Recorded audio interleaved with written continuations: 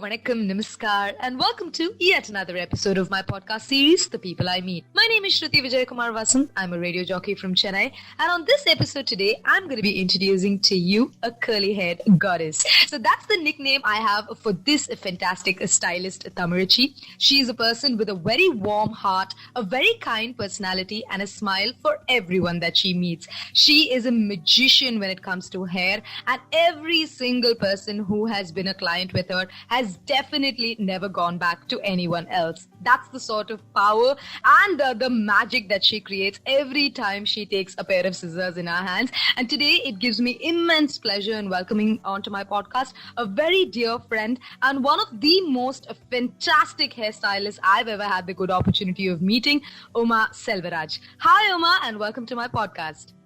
Hi Shruti, thank you so much for having me. It's absolutely my pleasure. So obviously, Uma, there are so many questions that I want to ask you, specifically when it comes to the industry that you come from. But before we go into the nitty-gritties of, being a style director and one of the most reputed brands, not just in India, but across the world, let's go back and talk about your aspirations when you were younger.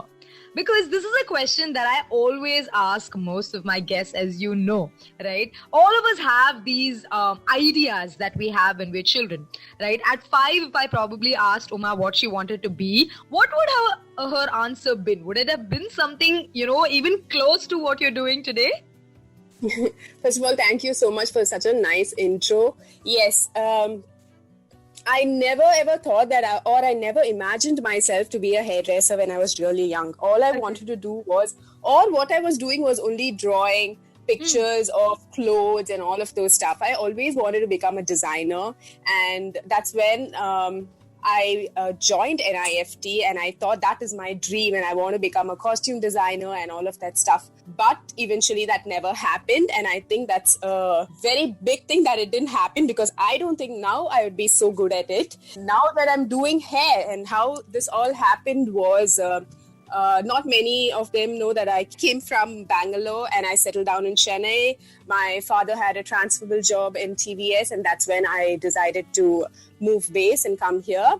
And I had already finished my NIFT in Bangalore. So when I came in Chennai, I was thinking, what should I do next? Should I continue doing this? And yes, I thought, okay, why not be an intern with some good brands and all of those stuff. And I did be an intern, and ever since then, I was like, was I doing the right thing? And I'm very happy doing this, or something like that. It kept running in my head. And then at one point, my curly hair, you did speak about my curly hair. Well, now it's pretty and nice, but earlier I never knew how to keep it. And my hair was always looking like one nest. And I used to be so scared flaunting it, or I would never even leave my hair open at that point. And I think... a few years ago, nobody knew how to have curly hair, and most of the South Indians are born with curly hair, but they would always straighten it. Correct. And thanks to my mother, and she never ever allowed me to straighten it. And there are so many days I would cry, and I would just blackmail her or tell her on my birthday that I want to straighten my hair, and she never even told me, I'm not going to take you to a salon. And that's what she ever told me, And I was never even visiting a salon, and she never even took me to a salon until I think I was 17 or 18. That's when I first thought I would, otherwise my mother used to cut my hair, and I used to have a very horrible fringe. And imagine curly hair people having a horrible fringe. And I think it all went to my head. And then I decided that I have to take care of my curly hair. I started YouTubing stuff, and all of these happened. And suddenly, when I was doing a fashion shoot where I used to intern, that's when I realized how important it is to not only dress really well, but your hair plays a major role in it. And it's the overall look that a model should carry at that point. And that's when I did see a hairstylist who came all the way from Mumbai, and I was so inspired by her. And she also told me that you have lovely curls. I was like, what? Do I have lovely curls? Have you seen my hair? Like, really? And she's like, no, you're supposed to take care of it like this, and you have this product and all of that. And then that night, actually, I came home and I was just looking at myself, and I was just like, do I really have that curly hair and all of that stuff? Then I did go up to my mother and I was like, you know what? She said, I have curly hair, and why are you brushing it out? And I think that even my mother was like, okay, even I have curly hair, so what do you think we should do? So then I came across a tiny article in newspaper, which my mother came across, and then she was like, there's this institute for hair and beauty, and would you like to go? And they're taking a tiny crash course for how to keep your hair and small tips for your makeup and all of that. I was like, Cherry, why not give that a try? Let me go. And that was 1 week's course, I guess, if I remember. And the day one, I took up this 3-day course with hair, and I took a 2-day course with beauty and makeup. And the hair course was basically how to keep your natural hair, how to self-blow dry your hair. It was even easy for me because I was an intern with a designer, so it was very easy for me also. Right. So I thought it would be helpful for me, not only design the clothes, but also in terms of hair or whatever. So then the first 3 days I had to learn how to blow dry, how to keep my hair straight, how to keep it curly, and all of that stuff. And I was very interested. The third day I was like, I was asking them, what do you think? Is there any major courses that I can take or whatever? She's like, you have good hands, and I think you should try taking a 6 months course with your basic hair in cutting skills. I was like, 6 months, okay, why not?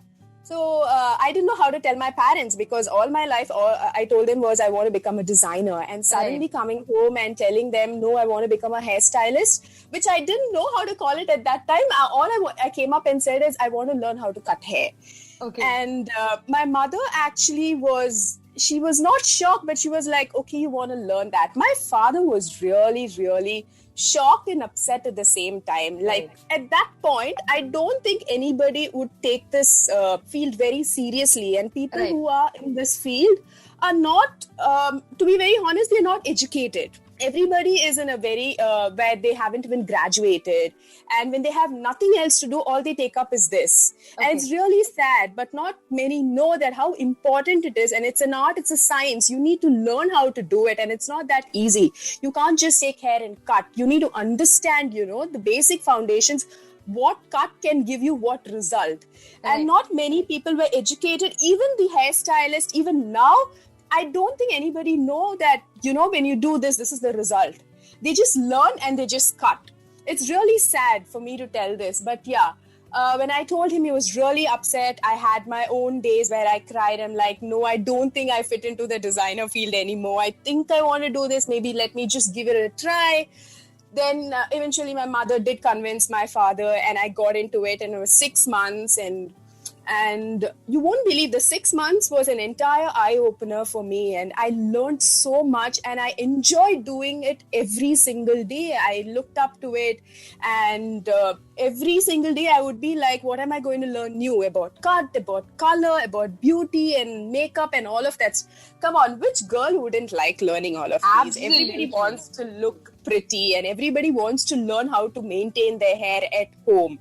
So it was very nice, and after 6 months, my trainer, I still remember her so well. It was Kala and Sharada who told me, listen, I think you would do very good in this field, and you should take another advanced course with us and move forward. I think your journey would be in this, and we see you cutting the dolly heads, and you're so good with dolly heads. Imagine you're cutting humans' hair. It's so good when you're doing this. I was like, okay. My mother also was pleased, though my father was really, really still unhappy about it. And I did finish, and my course went up to 1 year. And that was when I could decide whether I should do makeup, whether I should become a colorist or a hairdresser. And I think my thought process at that point, I didn't want to become a makeup artist because that's extra patience level and you need to have so much into it. And though I knew how to do it, I don't think I was personally connected with heart with that. Right. So I thought I would become a hairstylist and a colorist. And then heading forward, I joined Kevin Care in their lab. and a few researchers with their shampoos and all of those stuff. I think I had more exposure out of that, how the shampoos were created and everything of those sort. Got me into more details about basic stuff about hair and the shampoos and the conditioners and all the hair products. And I joined one of their concerns in Limelight. I was there as a hair educator and all of those stuff. Wow. And then I Googled stuff, checking out what is the most popular hair institutes in around the world and all of that stuff. So I came across this brand called Toni & Guy, which is majorly located in UK, and they also had their schools in Malaysia and Singapore. And I thought, in Chennai, what happens is when you want to work as a hairstylist, you end up working as everything. You have to be a beautician, you have to be a hairdresser, a colorist, you have to be an all-rounder. Okay. But I didn't believe in that. If you're learning something, I think you should concentrate at that single path and you should carry it in becoming a better person of that. Right. And I did go into a lot of salon interviews where they said, you have to do that, you have to do this, you also have to cut hair, you also have to paint somebody's nails. I'm like, I didn't learn that. 10 years back, I don't think this was even more popular. And people were like, you have to do everything. So I took a pause there. I thought what I would do next. And that's when I Googled all stuff, got information and from people around me and all of that stuff. Then the closest school was Toni & Guy in Singapore. Okay. And so I checked their courses on, and it costed me a bomb. Yes. Right. I had to spend a lot for it, but I thought at least when I'm doing that, when I come back, I would have better opportunities, maybe not in Chennai or maybe somewhere else. And that's when I had to really please my parents to make sure that I get this, because I didn't earn at that point. And I went to Singapore. I spent my first 6 months doing, since I finished my basics and advanced, over there it was all courses. Okay. How to, have these mini courses on creative cutting skills and coloring skills and all of those. And I did a 6 months course with them completely, and you won't believe me, it is so different. We are so far behind in terms of, beauty industry. Mm. And when I went there, I was like, what did I even learn? Maybe I learned 1%, and there's so much to learn. And, in creative thinking, there's so much every day. Every day you have to keep yourself updated. So even though when I did my 6 months course, or even today, I think every day there's something coming up in terms of beauty, and every day you have to keep yourself updated in it. It's a big pressure, but at that point, I think I was really happy that I was able to do it that year itself. And when I came back, yes, I was at home for a couple of months looking for a job and all of that. I think to my luck, I don't know what it is. And again, I think thanks to the newspapers, again, I came across a tiny article of an opening of Toni & Guy in Chennai. And I was really taken back, because I didn't expect a Toni & Guy, an international brand where we never had an international chain of salons in Chennai, for them to come in Chennai. And the first thing I was saying is, I think it's a fake Toni & Guy. I don't think this Toni & Guy can ever come to Chennai. I didn't even think about it, But then 2-3 days, I was like, what if it is the real Toni & Guy? Come on. Yeah. Then I thought, okay, fine. Another colleague of mine who also passed with me in Singapore, Toni & Guy, we both had a discussion, like, let's just go, you know? And that's when we went for an interview. It was, I don't know how it started. We went, and the day one, we actually closed the deal. We were like, there's a Toni & Guy coming up in a mall, which is coming in Chennai. And we are looking for people who have already passed out from Toni & Guy. Or we are ready to educate you all with Toni & Guy. And it would be another 1 year, 6 months course. And then Toni & Guy in Chennai will open. I was like, I almost finished 1 year studying in my basic in Chennai. I finished my 6 months with Toni & Guy in abroad. I'm like, again, 6 months learning all of this stuff. I'm like, okay. And I took my time, but I was like, okay, I don't mind being even a shampoo person with an international brand. So I was like, okay, let me join. This must be my my first step, and I didn't want to join any other salons where they didn't know how an international salon works or how important an education system of hair would be. And yes, my journey ever since then started. And I was sent to Mumbai from Toni & Guy, Chennai, and I was there for a couple of months. Oh my God, it was like a drill. And there were so many days I would just cry and I want to come back to Chennai because it was getting so difficult to learn. I don't think many people would understand. It's not easy to, actually learn how to cut hair and to present it very well. Everybody can cut hair, but there's something behind it which you have to learn also. There's some mathematical things and all of those stuff. And of course, I was a very bad student with maths. And when I knew there's maths behind this, I was like, no, I didn't not have again. to come for maths. I know exactly, not again. And yeah, first 2 months was very, very difficult, hard. I used to call my mom and like, I don't know, Mama, why I chose this line. I thought it was easy. No, it's not easy. And my mother would say, listen, and you wanted this, and come on, you can do it. And she used to be my full support, and all my support system was her. And yes, we were 6 of us at the beginning, and we passed out in 4-5 months. And there's this major Toni & Guy book. It's like a Bible for us, and we have 14 haircuts in it, which is the foundation for all the haircuts. You have to pass out in 14 haircuts. Okay. So I had to pass out in every single haircut for me to be back in Chennai and back on Toni & Guy's floor. So if I didn't pass out in one haircut, I would not even join Toni & Guy. It was that strict. Wow. So for me to leave everything behind, and after 4 months, them telling me you have to pass out in all the 14 haircuts and you won't be able to work with Toni & Guy if you don't pass, was again a big shock for me. And then I pushed myself, and yes, we all did pass out. And after a few months, I think after 5.5 months, Toni & Guy Express Avenue was the first Toni & Guy to open in Chennai. And we had so much butterflies, and there was an international salon. How people would be at that time. Right. The first international salon. And a lot of people actually know Toni & Guy, and that actually shocked me. And we had so many people from day one from Toni & Guy Express Avenue, and it was a mirror spaced space. Right. And I still know that people would just come walking and standing right in front of us to see what's happening. It wasn't a closed salon. So it was like a big... it was like one cotton candy for them, I guess. It was like a candy shop. People would chill and watch us cutting hair. Okay. And yes, my journey started off from there. And 5 years with Toni & Guy in Express Avenue. And it was so much for me to learn. My clients, building up clients or anything in sort of that. So after 5 years, that's when I realized that I need to calm myself down. It was getting too much to work in a mall because, there are so many walk-ins, and it was the first salon, and I didn't have time to even breathe. I used to literally go inside the washroom and sit for 5 minutes because I just wanted that 5 minutes break. Right. Yeah, and there's clients every 1 hour, and after 5 years, I think I just called my boss and I said, you know what?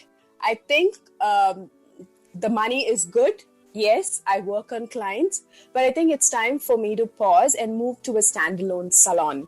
Okay. And because I wanted to give more time to my clients, and 45 minutes, I wouldn't even be able to talk to them, understand what haircuts they wanted, or give them my entire 1 hour with them. So I said, I want to move out to a salon. Tell me if there's any opening in an upcoming salon or any standalone salon. I want to just breathe out and be with my clients and build my clientele in a very calm, surrounding. So he was like, he was very sweet. My boss is extremely sweet to me. He said, okay, even if I'm not opening a standalone salon, I would do something for you.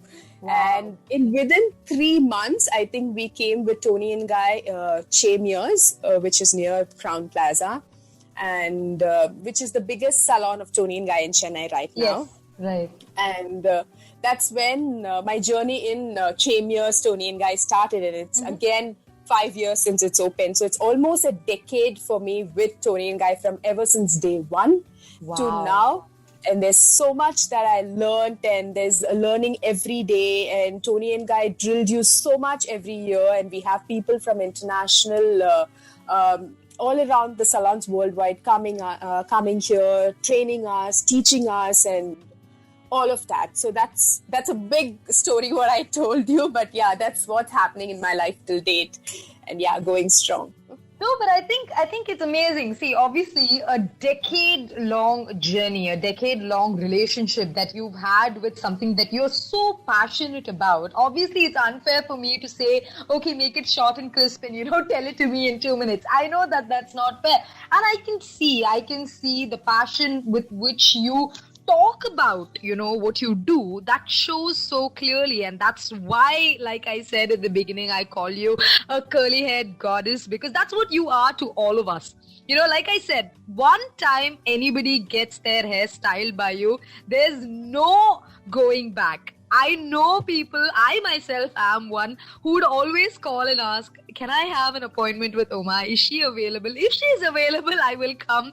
Else, I'll wait for her to be back. So that's the sort of relationship that you've built with each person. And I think that speaks, the client loyalty speaks a lot about the sort of good work that you've done.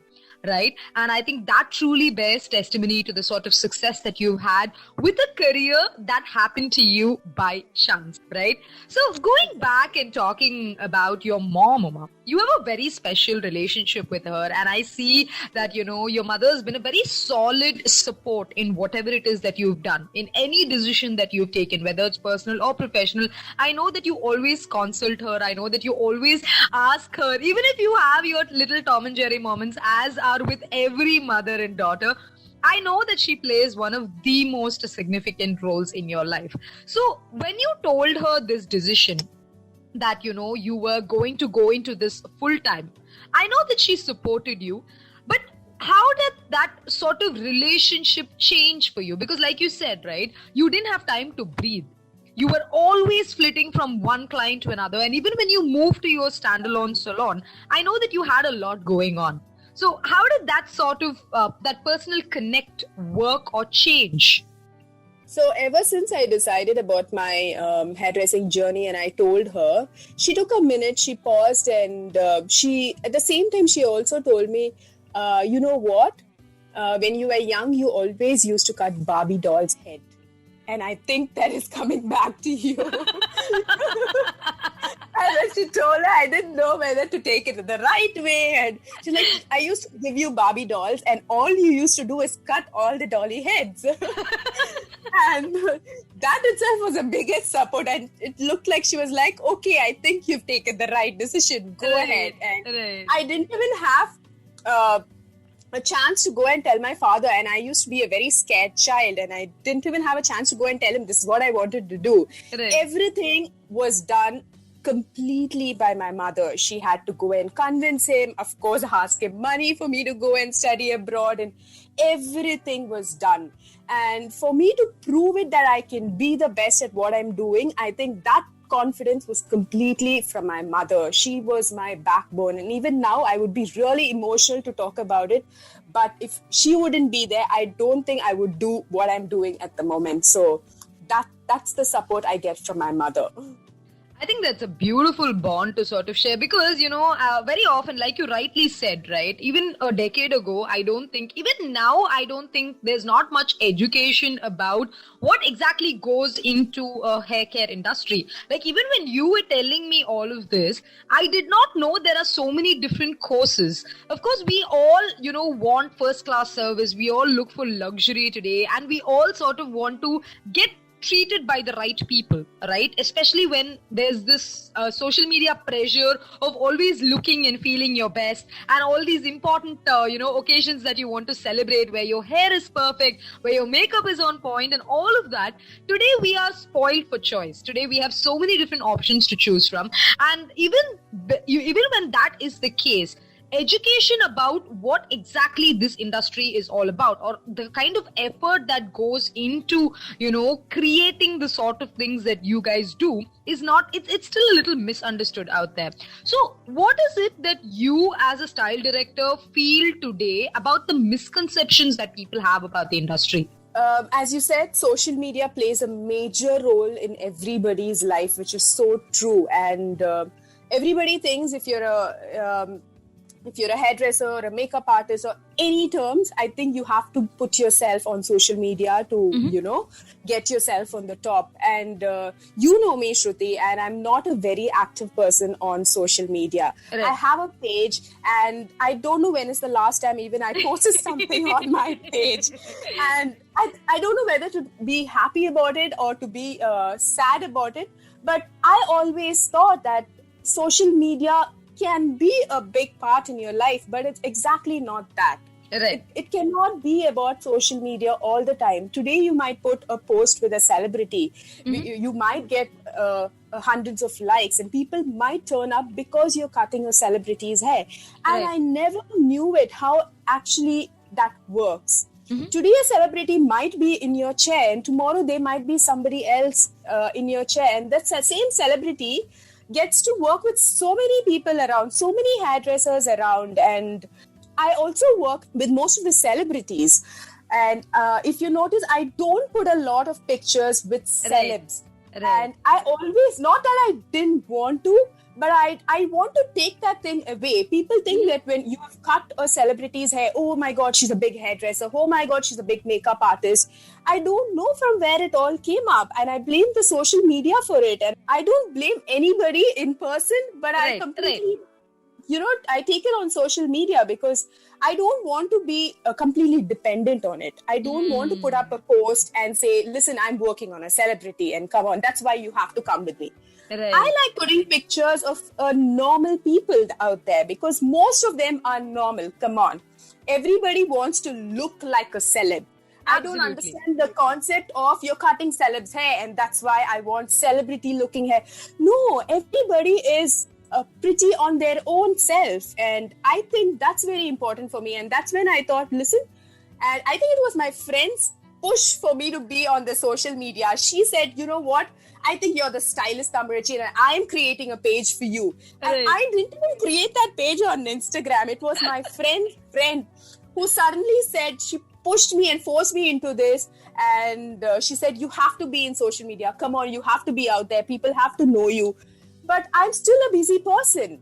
And I still take my time out from all this to even have my 30 minutes lunch break, and which I'm very, very grateful for. And I don't think I needed social media to do that. Right. It's a part of my life. Yes, it is one part of my life, but I don't think that I want to depend on social media. And my posts or pictures, you will see maybe a very few celebs, but most of them are my normal looking people who I think who are more loyal than celebs. It's not a controversy, but yeah.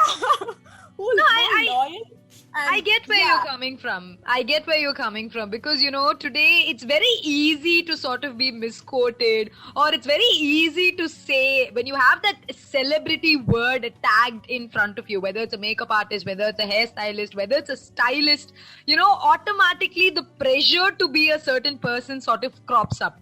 Which again I think is a very double-edged sword. It can go either this way or it can go that way. Because the more you're in the public eye, the more everything that you're doing gets scrutinized. So yeah, I definitely understand where you're coming from. And today, I always like to see social media as a very positive place where I think I've said this in a countless number of interviews, where I've also met a lot of wonderful people because it's a great community by itself if you use it in the right way. But going back and talking about this journey, Uma, we were talking about the misconceptions that people, have about the industry as such. What is that one thing that annoys you that people say to a hairdresser? Like, I'm sure you have like countless questions, like people ask you like really, insane things. But what is that one thing that just sorts of like, really, you're asking me this question? Like, what is it that makes you feel that way? First of all, I think you have to be a very, very patient listener. And no matter, absolutely, And we are paid to also listen to what you all say, all the clients say. And the entire 45 minutes to 1 hour, they have so much to say, which is, because they save up money for the next 3 to 6 months to make themselves look nice. And for me, it might sound like a 45 minutes or like 1 hour, but I know how important it is to the person who's sitting in my chair. For them, it is the next 3 months or next 6 months how they look, and which is a very good thing for me, because I'm going to make themselves look really confident and nice for the next few months. So I have to be a very, very good listener. No matter what they say, I need to listen to all their likes and don't likes and all of that, which is yes, nice. But I don't like the thought, or maybe it's just me. They come up with a celebrity's picture and they're like, listen, I want to look like her.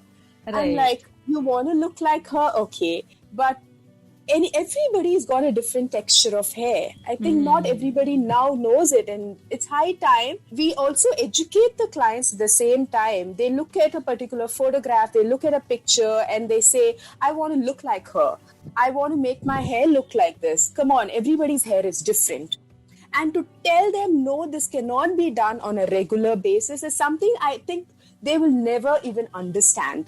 At the same time, you want to look like that, but you also want to not spend so much is another completely different thing. Right. All they want is a haircut and make themselves look like that. It's not going to be happen. It's not practical at all.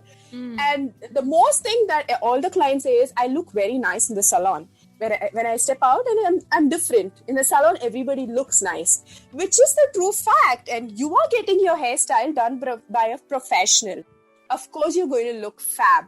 And if you're cutting your hair, you're blow drying your hair, you're going to look fab. But if you're not going to maintain it back home, it's a completely different thing. And you have naturally nice looking hair, you're going to look fab every day. You're going to wake up looking nice. But if you don't have that texture, you have curly hair like mine, I'm not going to wake up looking like a diva every day. I'm going to wake up looking like one current shocked girl every day. So imagine people like me thinking at the salon I look really nice, but when I come back home, I look like, whatsoever. That's the thing that every client's thought is, when I come to a salon, okay, I should look like this for the next 1 year, I should look the same way. Come on, it's not going to happen. And I think at the moment, people are ready to give up on their length, at least now, at 2020 now. I remember the first year when I cut somebody's hair, she went home crying because I just cut 1 inch extra from her hair. Wow. I know how important hair is. It's like a sentimental thing. But that's when I realized how emotional hair connect can be to somebody. And there are so many things they would ask, and we would just have to keep quiet, put that smile on. Come on, I want that, I want this. And if they are able to understand, I'm so glad. But until they are able to understand, I think it's a long journey for me to tell them, no, this is not going to work for you. This is the kind of money you have to spend for this. And it's not a one-time spend. You need to have something called maintenance. And you need to come back looking, like a celeb. If you mentioned, a celebrity always has a hairstylist right behind walking with them. And that's why they look and have the celebrity looking hair every time. You're not going to hire somebody to walk behind you. So you have to even think about that, Now I think people have understood there are so many gadgets. People have understood how to keep their hair and style. And now it's a less pressure on us. But still, I think there's a long way for us to educate the clients on how to keep their hair and what is nice, what is not nice, what can be done. And I think I don't even can say it in a nice way to a client, this cannot be done to you. And immediately they're like, what? That's why I'm paying you. That's your job. Now, what would you answer these kind of people? I just have to be mom. I'm like, okay, I would try my best. So it's a big pressure for us. And on top of all this, to to bring a smile onto their faces and to make them feel confident when they're leaving out, which is the most happiest moment in my life. So I think that's the best thing I have with my job. Yeah. I think you've given a lot of people, in your decade-long career, those moments of happiness. So definitely I am one of them as well, where every time I walk out from your salon after having experienced a service, I know for a fact that I'm going to feel good about myself for until the next time I meet you again and get my hair done. So I think that is a very important thing, right? And I think that's something that I relate to with you as a person as well, because it's not just about that 45 minutes in a chair for you. You always do a little bit of a follow-up. You always ask, how are you doing today, when you meet somebody, and you're always ready with a smile. And I know that's not easy. I know that, of course, we all have our innate personalities. We are all made a certain way, and there are certain characteristics that we all really are, sort of always projecting to the world outside. And that's the truth. You can't always put on a mask, right? So having said that, Uma, from you personally, right, what are the 3 qualities that you think are your strength? Okay, the first thing is listening skills. Yes, yes, I 100% agree to that. I think being patient and being having a lot of listening capacity is something which I learned over the years, and I still not mastered it. Sometimes I would just say, this won't work up for you. I'm still learning something to just keep quiet and tell them sweetly. I think the listening skills is something which I would say tops up everything. Right. And apart from that, I think I'm strong enough to, be where I am today as a person. So I would definitely call myself an independent, strong woman, because being in the field where people around you can judge you so well, and so many things, there are so many people around you, and you have to handle so many clients, so many people. And I think, yes, that is one of my biggest strengths. Being that strong is my biggest strength. And apart from that, I think putting a smile is another strength for me and on somebody else. And smiling throughout a 1 hour is not something which is very easy. And having clients back to back, no matter it might not be your best day that day, and you still have to put up your smile, because you have to listen to them. You have to be empathetic at times, and you have to understand their needs and all of that, and still put up that smile and to give what it is. And I think these are the biggest strengths within the salon areas that I have built. So I would proudly say that I'm happy with this. No, but I think, these strengths sort of spill over to your real life personality as well, because I have experienced all of the things that you have just said, from being a client to being one of the good friends that you have in your circle. I've sort of experienced that transition, and I can for one granted say that all of these are your strengths. So when you sort of, talk about the strength that is one of your biggest assets, right, of being this independent woman. I know it's been a hard journey. I know that there have been a lot of downs as well. It's not always the good days that we talk about, right? So what does Uma sort of do on a bad day to recharge herself, to get her out of that zone that, has made her uncomfortable? The qualities, the strengths, what I told you was within my boundaries of within the salon. But apart from that, personally, I am a very sensitive person, a very emotional person, all of those. But yes, there are bad days. But I think when I step into a salon, I have to put that all separate, because it's just not about me. And I have to make sure that I also make somebody look their best. It might be their wedding. It might be their birthday. It might be a big day on their life, and for me to be sad and not deliver what they want is something not what I like. And I would like my clients to go happy. There are days where you don't tend to understand what looks a client wants and all of that. You're taking extra time to understand and deliver what they want. But most of the time, I try and put all my emotional self and other personalities of mine back behind, because when I'm working on a client, these things are very important that I don't show up to them, because eventually if I'm really sad or I'm bringing up my anger or anything to them, I won't be able to give their best haircut. So I always make sure when I am behind a client, when I'm doing a client's hair, I forget about the world completely, and it's them, It's their day. They have spent so much with 1 hour with me. As I told you, it's only 1 hour for me. For them, it's the next 3-6 months. And there are so many clients who save up their entire amount of, whatever they've collected, and they come for a haircut. Is a very, very big thing for me. And I make sure I put everything behind it. I prioritize them, and that's the one thing which I would completely do for them. And I don't think I want to bring any of my thoughts or anything and put around them. Eventually, you're not going to give your best, isn't it? Right. If you're feeling sad, if something is going on your head, you won't be able to give your best. I try my maximum level to put all that away, and I only concentrate. I forget the world, as I told you. When I'm doing something, I completely forget my world, and I only concentrate on my client. Yes. Okay. So that again, I think it requires an insane amount of patience and an insane amount of, courage to sort of be in the profession that you're in and doing what you're doing, because a lot of people don't see that. Right? A lot of people, especially when it comes to the service industry or the hospitality industry, which is where you're coming from, a lot of people just assume, like you said, I'm paying the money, this is the service that I expect. But they don't realize that the person who is offering that service is also a human being who has these set of emotions. I think it's just a haircut. And she's just a barber. She's just a hairdresser. Come on. I can turn up 10-15 minutes late and I can tell them, listen, you're only cutting hair. People just think like that. And for us, I am scheduled for 1 hour. And it's not just me. It's all the hairdressers in the industry right now. We are scheduled for 1 hour. And for the next 1 hour, we have another set of client. Right. And people think that being a hairdresser, I'm going to just take you all for granted. And they come up to 30 minutes late or 20 minutes with no information, which is okay. But at the same point, when they are here late and they don't tell you, listen, I'm late because of so and so, but they still tell you, it's okay, I'm just 30 minutes and you're just a hairstylist, you're just cutting my hair.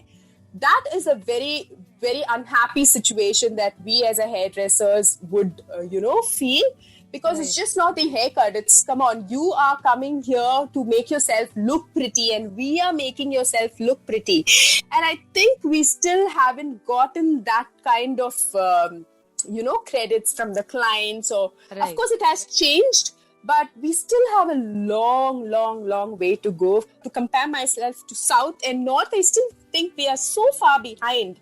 And people have to take things more seriously in terms of a hairdressing industry or whatever it is. The clients right now, I would say, are more knowledgeable than us. They have social media to look up to. They have Google to look up to. I have clients to come and say, this kind of technique. And I'll be like, okay, I haven't heard this technique yet. Come on, can you explain me?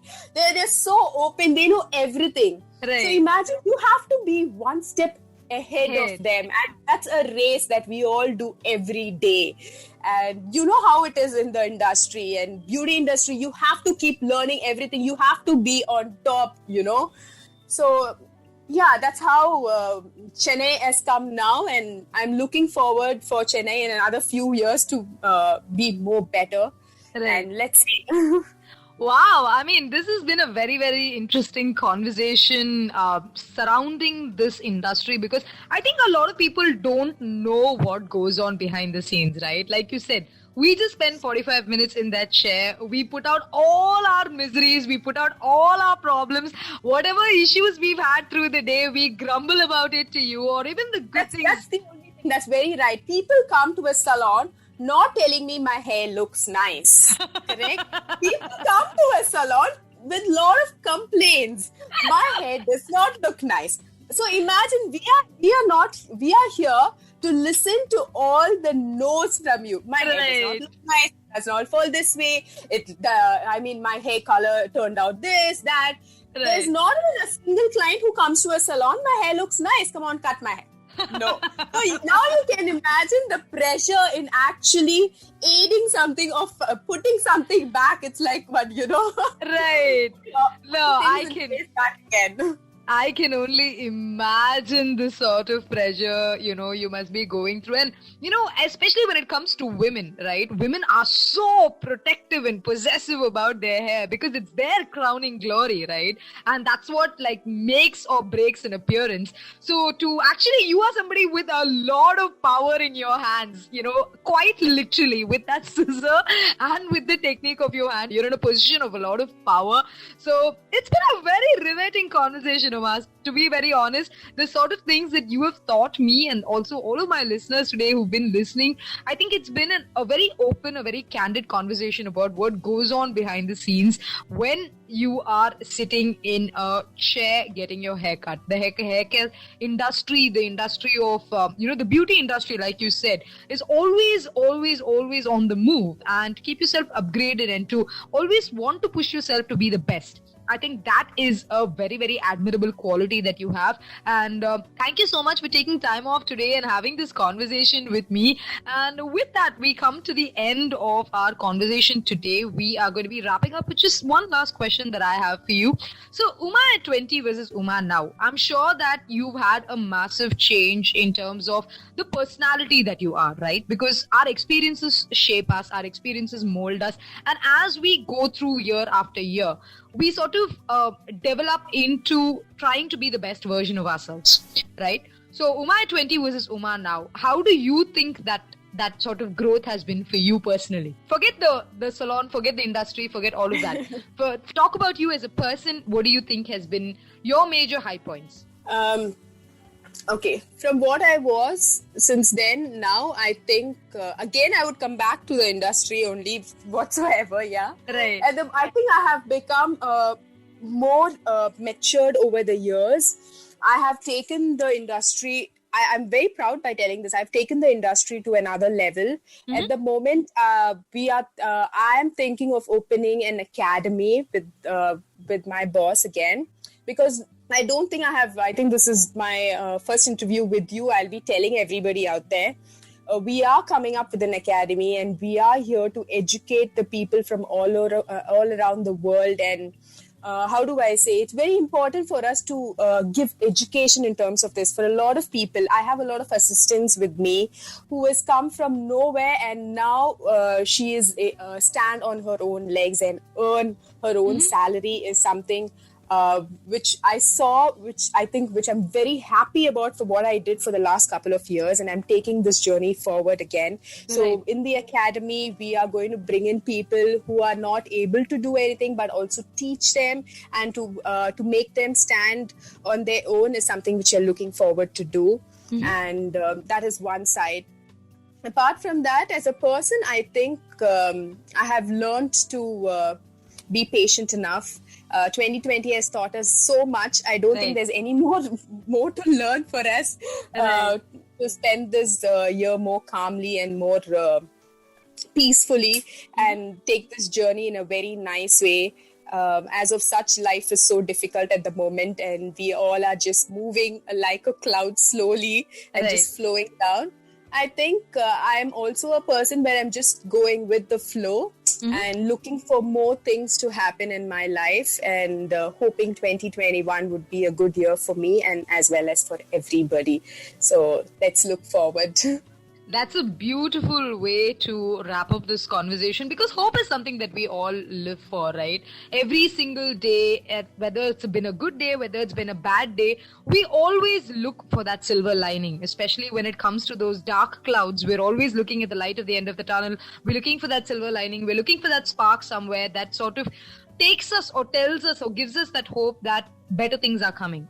And that's the sort of hope that we have for 2021 as well. So let's hope that the year that comes brings us a lot of love, laughter, love, and lots more happiness. And of course, good hair as always. And for good hair, you know who you should be going to. None other than my curly-haired goddess, Uma Selvaraj, joined me on my conversation today on this episode of my podcast series, The People I Meet. Thank you so much, Uma, once again. And it's been a pleasure talking to you. I hope you had fun. Thank you so much, Shruti, for inviting me into this. And I had such a good time with you. And I think I was pretty honest with a lot of conversations. I hope people don't I would scold me for anything or take it too personally. But yes, thank you so much for having me. And I had a lovely, amazing time with you today. Thank you. And on that note, trust me when I say this, that it's not just for a fancy term that I call her the curly-haired goddess. She truly is a diva in every sense of the word, with a heart of gold. And she's got magic in her hands like nobody else. And that is why she is one of the most amazing human beings that I know, and one of the most fantastic hairdressers that I've had the good fortune of knowing. Uma Selvaraj, ladies and gentlemen, join me today on my podcast episode of The People I Meet. This is my series. I'm going to be meeting you with yet another interesting story, with yet another interesting personality on yet another interesting episode of my podcast series, The People I Meet, very, very soon. Until the next time, this is me, Shruti Vijayakumar Vasant, a radio jockey from Chennai, saying take good care of yourself and stay safe. Thank you so much for tuning in. See you the next time.